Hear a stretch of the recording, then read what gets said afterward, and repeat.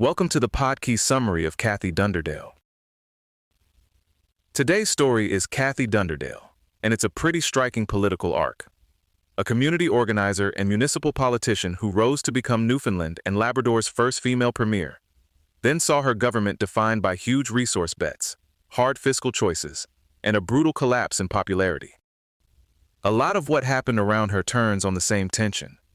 There was real ambition about using oil, hydro, and fishery policy to reshape the province's future. But there was also a growing sense that the government wasn't always matching that ambition with clear finances or much openness. Dunderdale didn't come up through politics as a pure insider. Before provincial office, she'd spent years in community organizing, social work, municipal government, fisheries advocacy, and volunteer work.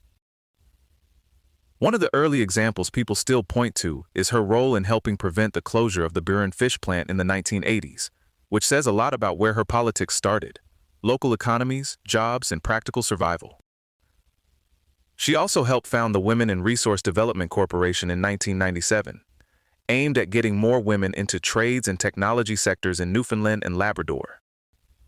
So even before the premiership, there's a through line here. Her career was tied to workforce issues, regional development, and gender equity, not just party machinery. Her rise was historic too.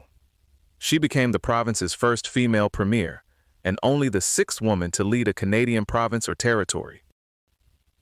What's interesting is that she didn't originally present herself as the long-term answer after Danny Williams resigned. At first, the plan was more caretaker than conqueror. Then she decided to run for the PC leadership, and that temporary role turned into the top job. A huge part of Dunderdale's reputation came from natural resources, where the mood at the time was very much. This is how the province changes its fortunes for good. As Natural Resources Minister, she helped negotiate the Hebron oil development. The numbers attached to it were enormous: an estimated 700 million barrels in reserves, at least $20 billion in expected royalties, and up to 3,500 jobs. She also helped secure a 10% provincial equity stake in the Hibernia South Extension, which was projected to bring another $13 billion into provincial coffers. That tells you the strategy pretty clearly. These weren't seen as ordinary deals. They were part of a broader push to use resource ownership and royalties to transform the province's finances. Then there was the Lower Churchill Agreement, signed shortly before she became premier. The first phase was pegged at $6.2 billion and centered on Muskrat Falls, along with underwater transmission links to Newfoundland and Nova Scotia. Even by the standards of a province used to thinking big about energy, this was big. Muskrat Falls became the defining project of Dunderdale's premiership. More than any other file, this was the one she personally carried and defended. She pushed for a federal loan guarantee, because lowering borrowing costs was supposed to reduce the overall price of the project and, in turn, lower electricity rates. In December 2012, her government formally sanctioned the development. The case for it was framed in pretty practical terms. Newfoundland and Labrador would use about 40% of the power, retire the oil-burning Holyrood generating station, and then sell the rest into Atlantic Canada and the northeastern United States. Dunderdale also talked about a broader east-west power grid at the national level, which fit her larger view that provinces shouldn't use geography to block another province's economic development. That line carried some extra bite at the time because of the British Columbia-Alberta pipeline dispute. It was one of those moments where a provincial energy project was also tied to a bigger argument about how the federation is supposed to work. At the same time, Dunderdale was telling the province that the era of big spending was over. After years of oil-fueled surpluses and rapidly rising spending, she promoted restraint and set a goal of bringing provincial debt down to the Canadian per capita average. But this is where the story gets messy. The rhetoric and the budgets didn't line up especially well.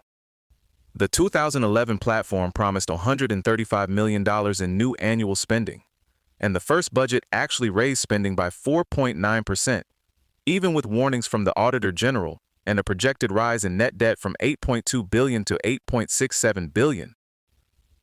Then came the 2012 budget, often described as austerity. but it cut only 45 temporary positions and still increased spending by 1.7%.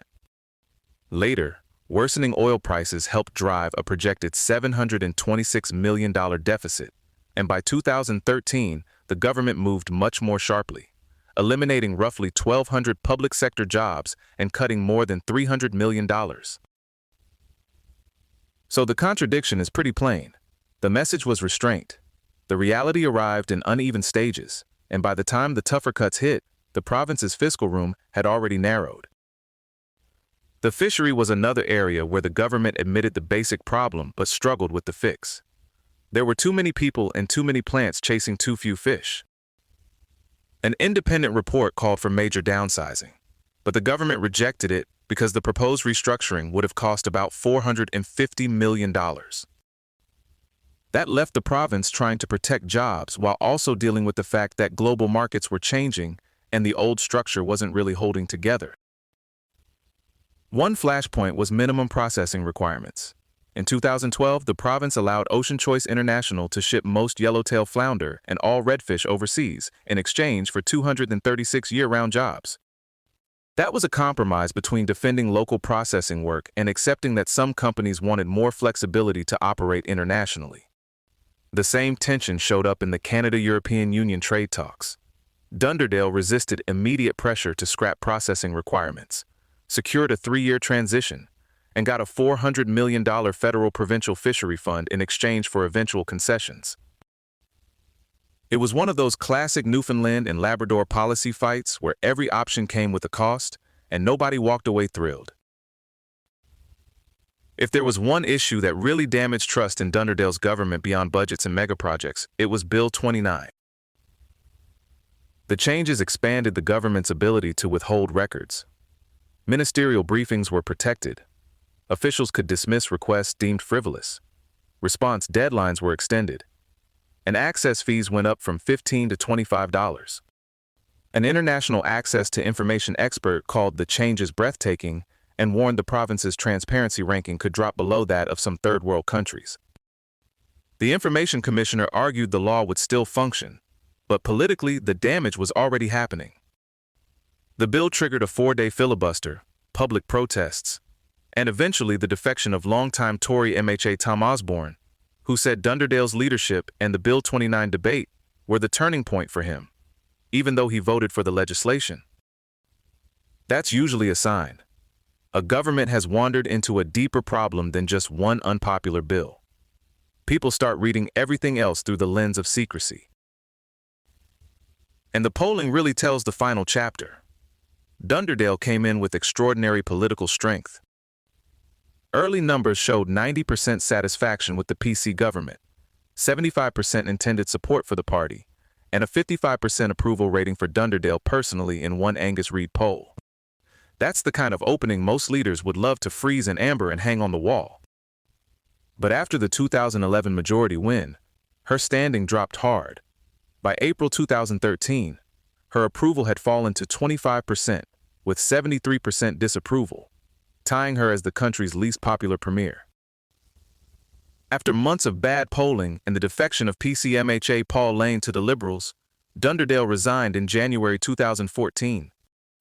So the premiership began with overwhelming goodwill and ended before the next election, after a mix of giant development plans, fiscal contradictions, fishery fights, and a transparency controversy that never really let go.